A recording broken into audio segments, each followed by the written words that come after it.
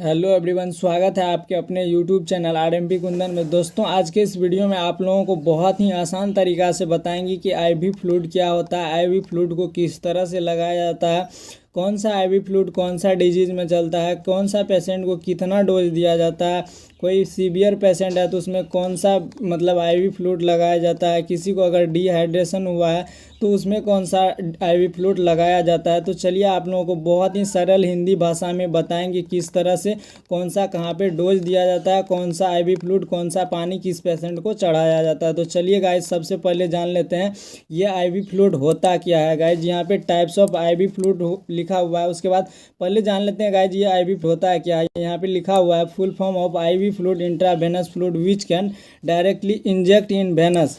मतलब इसके कहने का मतलब है आईवी फ्लूइड को इंट्रावेनस फ्लूइड भी कहा जाता है, जिन्हें सीधे वेन के अंदर लगाया जाता है, नस के अंदर लगाया जाता है। ये जो गाइस नॉर्मल कुछ इस प्रकार से आपको मार्केट में मिलता है, जो कि यहाँ पे एनएस का फुल फॉर्म होता है गाइज नॉर्मल सलाइन। उसके बाद आप लोगों को यहाँ पे डीएनएस लिखा हुआ है, डेस्ट्रोज नॉर्मल सलाइन। उसके बाद यहाँ पे आरएल लिखा हुआ है, आरएल का फुल फॉर्म होता है रिंगर लैक्टेट सॉल्यूशन। उसके बाद यहाँ पे गाइज D5 D10 D25 है।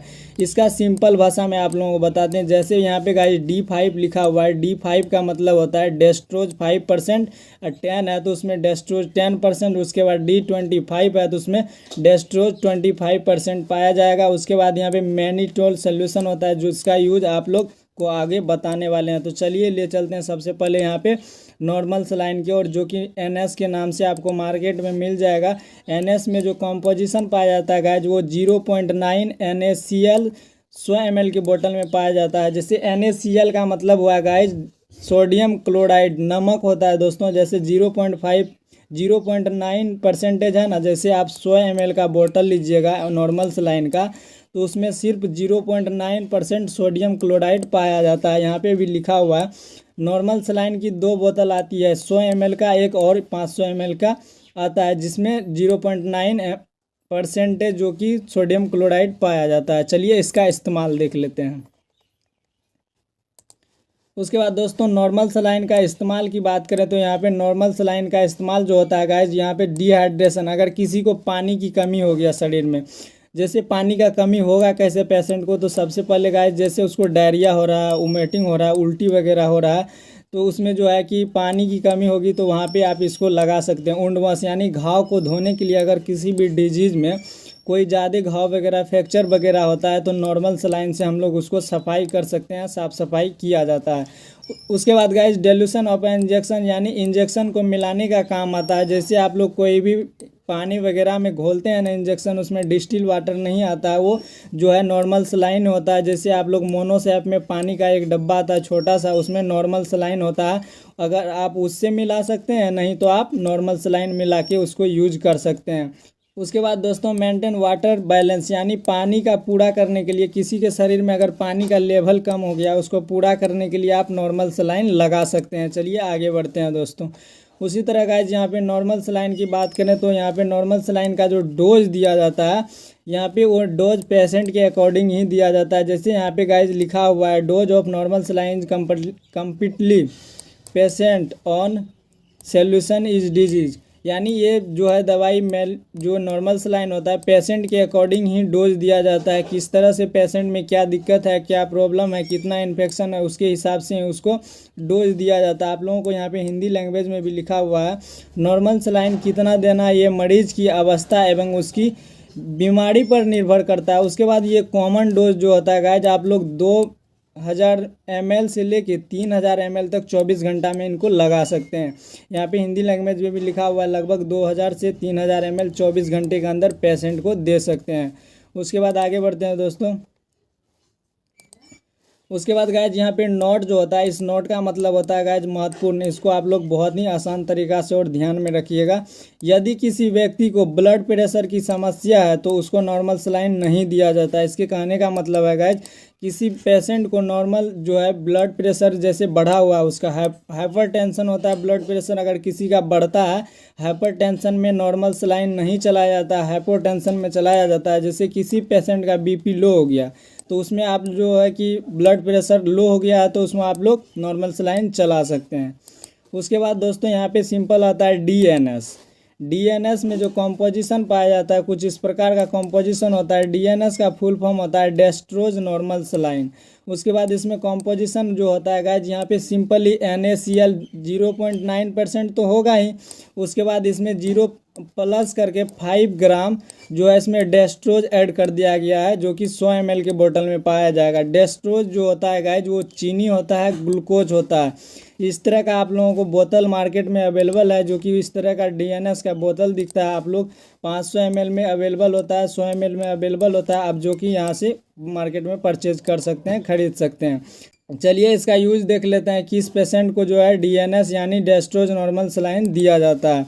इसका यूज की बात करें तो यहाँ पे भी गाइस अगर पानी की कमी होता है किसी को तो यहाँ पे किसी भी पेशेंट में पानी का कमी है तो डिहाइड्रेशन में इसको चला सकते हैं। उसके बाद यहाँ पे हाइपोटेंशन यानी किसी पेशेंट का ब्लड प्रेशर कम हो गया है, किसी पेशेंट का अगर ब्लड प्रेशर कम हो गया है तो उसमें आप इसको चला सकते हैं। उसके बाद टू ट्रीट इंसुलिन शॉर्ट यानी टू ट्रीट इंसुलिन का अगर मात्रा घटता है उसमें भी आप डीएनएस डेस्ट्रोज नॉर्मल सलाइन चढ़ाया जाता है। उसके बाद इन एक्सीडेंटल कंडीशन यानी कोई एक्सीडेंट होता है तो उसमें गाइस ब्लड का स्राव होता है, बहुत ही ज़्यादा ब्लड लॉस होता है, तो उसमें आपको जो है ये डीएनएस डेस्ट्रोज नॉर्मल सलाइन चला सकते हैं, उसमें चलता भी है गाइस। इसका जो है डोज देख लेते हैं गाइस, इसका डोज किस तरह से पेशेंट में दिया जाता है। Quantity of dextrose normal saline is dependent patient condition and disease.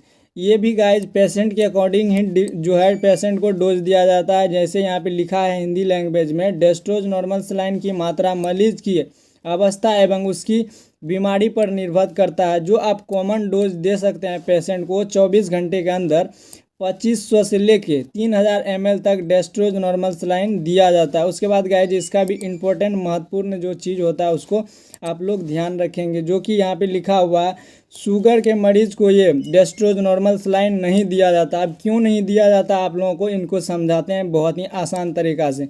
इसमें गाइज यहाँ पे डेस्ट्रोज जो है 5% ऐड हो गया है, 5 ग्राम। जैसे कि 100 ml का बोतल है तो उसमें जो है डेस्ट्रोज 5 ग्राम इसमें ऐड हो गया है, जो कि चीनी होता है, आप लोगों को पता है।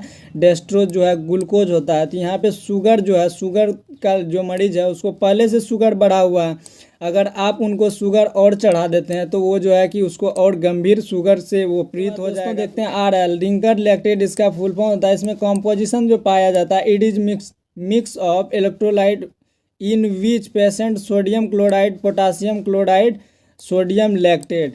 ये जो होता है गाइज लैक्टेट का मिक्सचर होता है, इसमें sodium chloride, potassium chloride, sodium lactate पाया जाता है। उसके बाद गाइज इसका यूज देख लेते हैं कहाँ पे इसको यूज कर सकते हैं। उसके बाद दोस्तों इसका यूज की बात करें तो RL का जो यूज होता है डिहाइड्रेशन, अगर किसी को पानी की कमी हो गया तो उसमें आप चला सकते हैं। इलेक्ट्रोलाइट इनबैलेंस हुआ यानी इलेक्ट्रोलाइट का कम हो जाना, जैसे कि किसी पेशेंट को डायरिया हो रहा है, बहुत ही ज़्यादा डिहाइड्रेट हो रहा है पानी का, तो उसको ऑटोमेटिक वहाँ पे जो है कि गाइज उसको जो है इलेक्ट्रोलाइट की कमी होगी तो उसको आप यहाँ से चला सकते हैं। उसके बाद ड्यूरिंग द सर्जरी, अगर किसी का सर्जरी होता है तो वहाँ पे भी जो है इलेक्ट्रोलाइट का कमी होता है, उसमें भी ये चलाया जाता है। उसके बाद यहाँ पे जो है बर्निंग कंडीशन यानी कोई व्यक्ति जलता है तो इसका यूज किया जाता है। या सीधा समझिए अगर कोई जलता है तो उसके शरीर में बहुत चीज़ का कमी होता है जिसमें कि इलेक्ट्रोलाइट भी कम हो जाता है, जिसको पूरा करने के लिए जो कि ये नॉर्मल RL को चलाया जाता है। कुपोषण हो जाने पर, अगर कोई बच्चा कुपोषण हो जा रहा है, उसको शरीर में मतलब कोई भी चीज़ का अच्छे से जो है पूर्ति नहीं हो रहा है, कमी हो रहा है, तो वहाँ पे इसको चलाया जाता है। दोस्तों हाइपोटेंशन ब्लड प्रेशर कम होने पे भी RL को लगाया जाता है। उसके बाद it is solution for diabetic patient में भी इसको चलाया जाता है। उसके बाद RL की डोज की बात करें तो गाइज RL का जो डोज दिया जाता है कुछ इस प्रकार से दिया जाता है। Dose of RL depended on patient condition is and disease, यानी रिंगर लैक्टेट जितना देना है ये मरीज की अवस्था पर डिपेंड करता है, उसको कितना इलेक्ट्रोलाइट देना है, उसमें कितना कम हुआ है। जो नॉर्मली डोज दिया जाता है 500 से 1000 ml तक यहाँ पे आप लोग जो है 24 घंटे के अंदर मरीज में लगा सकते हैं। चलिए आगे बढ़ते हैं दोस्तों। उसके बाद दोस्तों यहाँ पे आता है डेस्ट्रोज। डेस्ट्रोज में जो कॉम्पोजिशन पाया जाता है, कुछ इस प्रकार का कॉम्पोजिशन पाया जाता है। आपको मार्केट में इस तरह का कांच में, उसके बाद इस तरह का प्लास्टिक में मिल जाएगा, जो कि ये जो आप लोगों को यहाँ पे दिख रहा है डेस्ट्रोज 5%। इसमें गाइज ग्लूकोज 5% पाया जाता है, इसमें जो है 10% पाया जाता है। गाइज इसमें सिर्फ जो है ग्लूकोज ही पाया जाता है 5%। जैसे आप D5 ले रहे हैं तो इसमें पेशेंट के अकॉर्डिंग निर्भर करता है आपको क्या देना है। जैसे ज़्यादा ग्लूकोज की मात्रा कम है तो D25 चलाएंगे, अगर उससे थोड़ा कम है तो D10 चलाएंगे, अगर सबसे थोड़ा बहुत कम है तो D5 आप चला सकते हैं। उसके बाद किस सब पेशेंट में ये दिया जाता है, इनको देख लेते हैं। उसके बाद गाइज इसका इस्तेमाल की बात करें तो डिहाइड्रेशन यानी पानी की कमी होता है तो वहाँ पे आप चला सकते हैं उसको। उसके बाद अगर पेशेंट को कमजोरी महसूस हो रहा है, वीकनेस हो रहा है, तो उसमें आप चला सकते हैं। उसके बाद अगर डिजनेस आ रहा है, पेशेंट को चक्कर आ रहा है खड़ा होने में, जैसे 2 मिनट बैठता है, खड़े होने के बाद किसी को चक्कर वगैरह आता है, तो आप उनको यहाँ पे चला सकते हैं पेशेंट के अकॉर्डिंग D5, D10 या D25। उसके बाद डोज की बात करें तो ये नॉर्मली डोज पेशेंट के अकॉर्डिंग ही निर्भर किया जाता है। जो नॉर्मल आप लोग डोज दे सकते हैं 2000 ml से लेके 3000 ml 24 घंटे के अंदर दिया जाता है। और एक आप लोग यहाँ पे महत्वपूर्ण बातें याद रखेंगे, जो कि यहाँ पे लिखा हुआ है, शुगर के मरीजों को D5, D10, D25 सलाइन नहीं दिया जाता है। जैसे कि गाइज यहाँ पे D5 इसमें आपको पता है कि शुगर पाया जाता है, शुगर वाले पेशेंट में इनको बिल्कुल भी नहीं दिया जाता है। चलिए आगे बढ़ते हैं। उसके बाद गाइज यहाँ पे आता है मैनिटोल सॉल्यूशन, जो कि कुछ इस प्रकार से आप लोगों को मार्केट में मिल जाता है। इसका जो गाइज यूज होता है, यहाँ पे लिखा हुआ है, this is type of direct solution is means it increase the volume of urine. यानी किसी पेशेंट को शरीर में पानी की मात्रा बढ़ गया, शरीर फूल गया, पानी भर गया शरीर में, तो उसमें ये यूज किया जाता है। यहाँ पे लिखा हुआ है गाइज, ये डेरूटिक सॉल्यूशन होता है, अर्थात ये यूरिन की मात्रा को बढ़ा देता है। इसमें जो कॉम्पोजिशन पाया जाता है 20 ग्राम मैनिटोल 100 ml के अंदर पाया जाता है। आप लोगों को यहाँ पे फिगर में भी दिख रहा होगा गाइज, जो कि इस तरह से बनाया आपको मार्केट में कॉम्पोजिशन मिल जाता है, जो कि 100 ml का अगर बोतल लीजिएगा तो उसमें मैनिटोल जो है 20% पाया जाता है। इसको जो यूज किया जाता है सिंपली आउटपुट बढ़ा देता है यूरिन को। अगर किसी पेशेंट को शरीर में पानी बढ़ गया है, कहीं पे फूल गया है पानी से, तो वहाँ पे इसको चढ़ाया जाता है। उसके बाद यहाँ पे एक और भी इंजेक्शन लैक्सिस का यूज किया जाता है, उससे ज़्यादा इसमें बेटर जो कि रिजल्ट मिलता है। आई होप कि आप लोगों को ये वीडियो बहुत ही आसान तरीक़ा से समझ में आया होगा। गाइज अगर आपका कोई भी क्वेश्चन है तो आप लोग ज़रूर कमेंट बॉक्स में करें। उसके बाद दोस्तों आप जहाँ से भी वीडियोज़ देख रहे हैं, आप अपना जगह का नाम कमेंट बॉक्स में लिखें। अगर ये वीडियो आपको थोड़ा सा भी नॉलेजेबल लगा तो आप अपने दोस्त वगैरह में शेयर वगैरह कर सकते हैं, और एक प्यारा सा लाइक ज़रूर करिएगा। थैंक्स फॉर वॉचिंग, धन्यवाद।